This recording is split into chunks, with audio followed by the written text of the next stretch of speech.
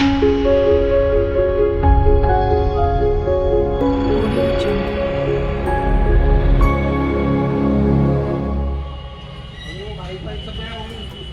To टेक्नोसियम्स। और आज हमारा टॉपिक क्या है? ट्रेसिंग। इसके अंदर हम कवर करेंगे आज ट्रैक ट्रेसिंग का। तो अगर किसी भी पीसीबी को आपको रिपेयर करना है, प्रिंटेड सर्किट बोर्ड को रिपेयर करना है, तो हमें ट्रेसिंग के माध्यम से उसके सर्किट के लेआउट को समझना बहुत ज़रूरी है। चाहे कोई सा ही मॉड्यूल हो, अगर हम ऑटोमोबाइल इंडस्ट्री के अंदर बात करें, चाहे वो हमारा ECM हो, BCM हो, एयरबैग मॉड्यूल हो, चाहे गाड़ी का क्लस्टर मीटर हो, उस बोर्ड को हमें रिपेयर करना है तो उसके लेआउट समझने के लिए हमें ट्रेसिंग करना बहुत ज़रूरी है। ट्रेसिंग के माध्यम से उसके लेआउट को भी समझते हैं हम लोग, ठीक है, ट्रैक को समझते हैं, मूवमेंट को समझते हैं। सेकेंड, रिपेयरिंग जब हम लोग करते हैं तो ट्रेसिंग के माध्यम से हम फॉल्ट को ट्रैक करते हैं, किस लाइन में वोल्टेज की कमी है और वो वोल्टेज कहाँ से हमारा आउटपुट सप्लाई निकल रहा है। तो ठीक है, यहाँ पर आपको मैंने एक बोर्ड का डायग्राम बनाया है, एक छोटा सा एक बोर्ड बनाया है, इसको हम लोग बोल सकते हैं ये हमारा ECU मॉड्यूल है। ठीक है, ये हमारा ECU मॉड्यूल है।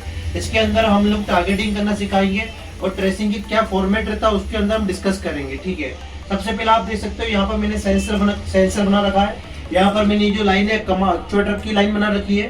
देन उसके बाद में मैंने यहाँ पर ECM बना रखा है और उसके अंदर कुछ मैंने ट्रैक्स और ICs बना रखी है। अभी ट्रैक्स कैसे काम करता है, कैसे हम सेंसर से लेकर ECU तक की कम्युनिकेशन होता है, कैसे हम ट्रेसिंग के माध्यम से बोर्ड को रिपेयर करेंगे। ठीक है, तो सबसे पहले मैं बात करता हूँ कि यदि हमें बोर्ड रिपेयर के लिए हमारे पास में आता है तो एक सबसे इम्पोर्टेंट पॉइंट हमारा होता है टारगेटिंग करना। कि फॉल्ट को टारगेटिंग जब तक कम करना नहीं सीखेंगे, हमारे बोर्ड में क्या फॉल्ट है उसको हम लोग रिपेयर नहीं कर सकते। तो हम सबसे पहले हम टारगेटिंग करने से सबसे पहले हम लोग हमारे बोर्ड क्या करते हैं, गाड़ी को हम क्या करते हैं, स्कैनिंग के माध्यम से हमारा वो DTC कोड को हम लोग बाहर निकालते हैं जिस लाइन के ऊपर हमें काम करना है। जैसे कि फॉर एग्जाम्पल सबसे पहले मैंने क्या करा, गाड़ी को स्कैन करा। स्कैन करने पे मुझे कोड मिला, फॉर एग्जाम्पल यहाँ पर क्रैंक सेंसर का मुझे यहाँ पर कोड मिला। क्रैंक सेंसर के अंदर मैंने जब जाता हूँ तो क्रैंक गाड़ी के ऊपर मल्टीमीटर की हेल्प से मैं ये 3 वोल्टेज सबसे पहले देखता हूँ। जैसे कि यहाँ पर हमारा ग्राउंड वोल्टेज है, ठीक है, सेकंड वोल्टेज हमारा सिग्नल का है, तो थर्ड वोल्टेज हमारा जो है रेफरेंस वोल्टेज है। जब मैं ये देखता हूँ कि मेरे यहाँ पर 5 वोल्ट सप्लाई मेरा नहीं आ रहा है, तो ये इसका मतलब ये है कि ECU जो रेफरेंस वोल्टेज सेंसर को देना चाहिए वो आउटपुट सप्लाई ECM सेंसर के लिए नहीं निकाल रहा है। उस कंडीशन पे जब यदि हमारे सेंसर को 5 वोल्ट सप्लाई नहीं मिलेगा तो उस कंडीशन पे हमारा सेंसर ऑन नहीं होगा और रिटर्न में हमारे CPU को सिग्नल नहीं देगा। तो हमारी शुरुआत कहाँ से होती है? हमारी शुरुआत हमेशा सेंसर से होती है। स्कैनिंग करेंगे, स्कैनिंग करने के बाद सेंसर को टारगेट करेंगे, सेंसर को टारगेट करने के बाद हम उसको वोल्टेजेस को चेक करेंगे। सेकंड पॉइंट क्या मेंशन कर रहा है मैंने यहाँ पर, वोल्टेज चेक। ठीक है, वोल्टेज चेक स्कैनिंग करेंगे। सेकंड, हम लोग फॉल्ट को टारगेट कर दिया। अभी हमें फॉल्ट तो मिल गया कि हमारा कहीं ना कहीं DTC के अकॉर्डिंग हमें जो है क्रैंक सेंसर के अंदर फॉल्ट है। देन उसके बाद हम तीसरा पॉइंट जो हमने यहाँ पर मेंशन करा है उसको बोलेंगे वोल्टेज चेक। अब हम क्या करेंगे, इन तीनों इंपॉर्टेंट वोल्टेजेस को चेक करेंगे। फर्स्ट वोल्टेज हमारा क्या होगा, ग्राउंड का, ठीक, ग्राउंड चेक करेंगे। सेकंड हम लोग चेक करेंगे सिग्नल के ऊपर वोल्टेज, और थर्ड हम चेक करेंगे हमारे ECM से आने वाला रेफरेंस वोल्टेज। यदि हमारे इसमें से फॉर एग्जांपल मैंने माना कि मेरे पास में ये जो रेफरेंस वोल्टेज जो ECM से आना था क्रैंक सेंसर के ऊपर 5 वोल्ट, वो आ नहीं रहा है, तो उस कंडीशन पे हम लोग क्या करेंगे, अब यहाँ से हमारी जो है ट्रेसिंग की स्टेप शुरू होगी। यहाँ से हम लोग ट्रेसिंग को स्टार्ट करेंगे। ट्रेसिंग किसे स्टार्ट करेंगे, फॉर एग्जांपल हम यहाँ पर लगाने वाले रिवर्स इंजीनियरिंग मतलब हम लोग स्टार्ट करेंगे सेंसर के कपलर से। अब यहाँ से हम लोग देखते हैं सेंसर के कपलर से हम लोग ECM तक जब देखते हैं तो बीच में हमारा पूरा सेक्शन पे हमारी क्या आती है, वायरिंग आती है। हमें चेक करना है सबसे पहला वायरिंग। यदि यहाँ से वायरिंग कटी होगी तो हमारे सेंसर को हो सकता है कि वायरिंग कटी होने की वजह से हमारे सेंसर तक वोल्टेज नहीं जा रहा है। हमने चेक करा कि सेंसर तक से लेकर ECM तक की हमारी वायरिंग ओके है। इसका हम इस्तेमाल करेंगे मल्टीमीटर का, हम इस्तेमाल करेंगे हमारे मल्टीमीटर का, कंटिन्यूटी मोड पर रखेंगे और मल्टीमीटर से हम चेक करेंगे। वायरिंग ओके होती है। देन उसके बाद में हमारा जो स्टार्टिंग होगी हमारी ECM टैग ट्रेसिंग की प्रोसेस हमारी स्टार्ट होगी।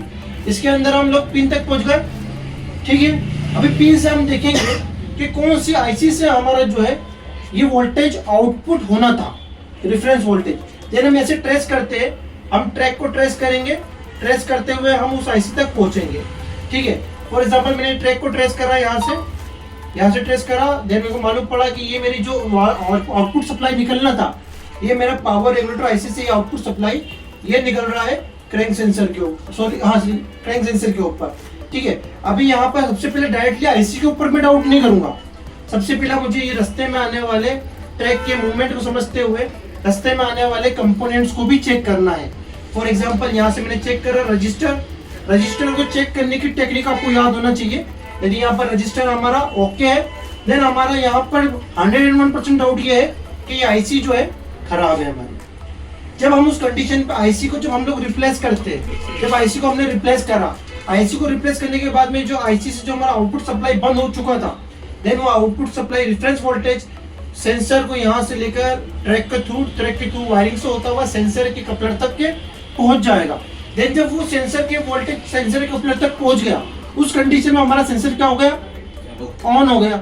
ऑन होने के बाद में क्या करेगा, हमारे सीपीयू बोलो या फिर एमसीयू माइक्रो कंट्रोलर प्रोसेसर बोलो, उसको आउटपुट सप्लाई मतलब आउटपुट सिग्नल देना वो स्टार्ट कर देगा। जब आउटपुट सिग्नल मिल जाएगा तो उसका जो सर्कुलेशन में जो इसका इनपुट आउटपुट जो है वो ओके हो जाएगा 100%। तो हमें टारगेटिंग करना सीखना है।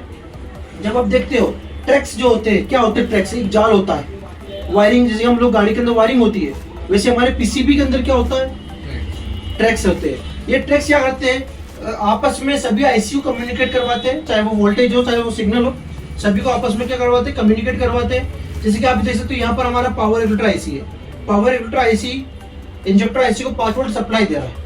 अभी वो 5 वोल्ट सप्लाई किसे देगा, अब इन दोनों के अंदर ब्लूटूथ तो लगा नहीं है कि ये वायरलेस कम्युनिकेट करेगा, इसके अंदर क्या लगे, ट्रैक्स लगे हुए। ये ट्रैक्स के थ्रू आईसी को 5 वोल्ट सप्लाई देगा। उसके बाद में यहाँ पर सिस्टम आईसी को 5 वोल्ट सप्लाई देगा, ये 5 वोल्ट सप्लाई दे रहा है। अब देखो ट्रैक के थ्रू ही दे रहा है।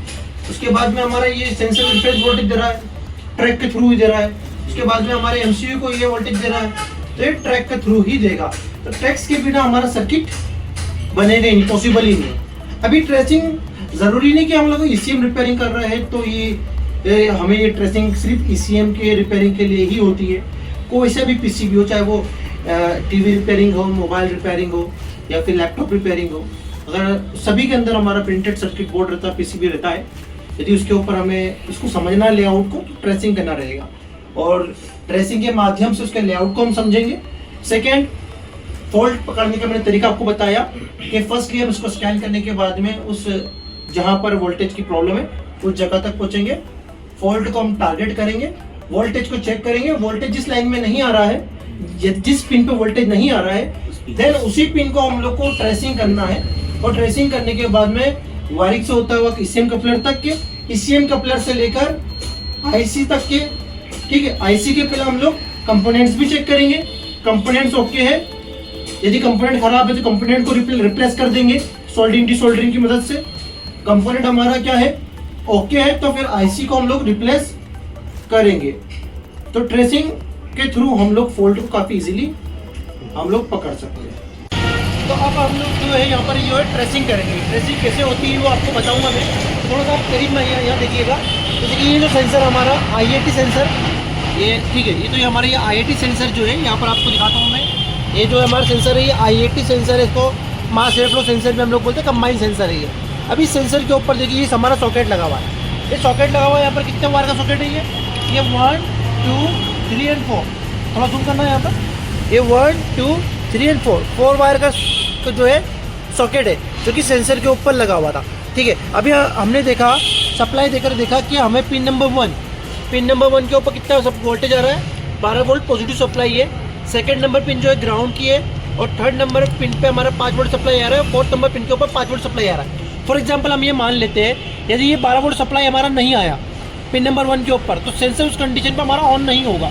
तो हमें उसकी वायरिंग ट्रेसिंग कैसे करना है, कैसे पता करना है कि इसी में कितने नंबर पिन से हमारा वो सप्लाई आउटपुट सप्लाई जो 12 वोल्ट सप्लाई नहीं निकल रहा, ठीक है। तो अभी यहाँ पर आते हैं हम लोग। अभी सेंसर के ऊपर देखो आप, सेंसर के ऊपर यहाँ पर आप देख सकते हो, यहाँ पर बैक साइड में देखिए आप ये लगो नंबर लिखा हुआ है, यहाँ पर नंबर लिखे हुए, थोड़ा जूम करना है उसको, जूम कर थोड़ा सा। ये देखो pin number 1, pin number 2, pin number 3 और पिन नंबर 4, ठीक है, 1 2 3 4। अभी पिन नंबर जो ब्लैक वाली जो पिन है यहाँ पर दिखाना, ब्लैक वाली जो पिन है, ये पिन यहाँ से होती हुई ये पिन जो है हमारे यहाँ तक जा रही है, ये हमारे ईसीएम कपलर तक जा रही है। अब कैसे वायरिंग को ट्रेसिंग करना है कि वायरिंग ओके है या नहीं ओके है, तो सबसे पहले हम लोग क्या करेंगे, इसके ऊपर मल्टीमीटर के ऊपर सबसे पहले इसको पिन नंबर 1 के ऊपर हम लोग इस तरीके से बैक साइड से हम लोग उसको बैक प्रॉप कर देंगे। ये हमने बैक टॉप कर दिया हमारे, ठीक है। उसके बाद मल्टीमीटर को लेंगे हम कंटिन्यूटी के ऊपर सेट कर लेंगे, ठीक, कंटिन्यूटी के ऊपर सेट कर लिया। अब हम लोग कहाँ से कितनी नंबर पिन से हमारा जो है ऑपरेट हो रहा है उसको इस तरीके से हम लोग चेक करेंगे, ठीक है। तो ये पिन नंबर आप यहाँ दे सकते हो, यहाँ पर पिन नंबर लिखी मेंशन है 1 2 3 लिखा हुआ है यहाँ पर पिन नंबर 1 2 3 4 5 6। तो उसके बाद में एक एक करके मैं यहाँ से स्टार्टिंग करता हूँ ट्रेसिंग करना, देखिए आप। तो इस तरीके से आप पिन से ट्रेसिंग करेंगे 1 2, करीब मिलाना थोड़ा सा, देखिए 7 नंबर पिन से हम स्टार्ट करेंगे, 7 8 9 10 11 12 13 14 15 16 17 18 19 20 21 22 23। ये देखिए आप 23 नंबर पिन के ऊपर का सप्लाई आया, कितने नंबर पिन पे 23 नंबर पिन, मतलब IAT सेंसर जो है उसकी 23 नंबर पिन से जो है ECM कपलर की इस 52 कपलर जो है हमारा बड़ा सेंसर जो कपलर है, इस कपलर से हमारा जो है पिन नंबर 23 नंबर पिन से जो हमारा जो है IAT सेंसर के ऊपर 12 वोल्ट का सप्लाई आ रहा है। यदि ये 12 वोल्ट का सप्लाई नहीं आता है तो हमें क्या करना है, पहला वायरिंग चेक करना है पिन से लेकर ECM के कपलर सॉकेट तक के, ठीक है।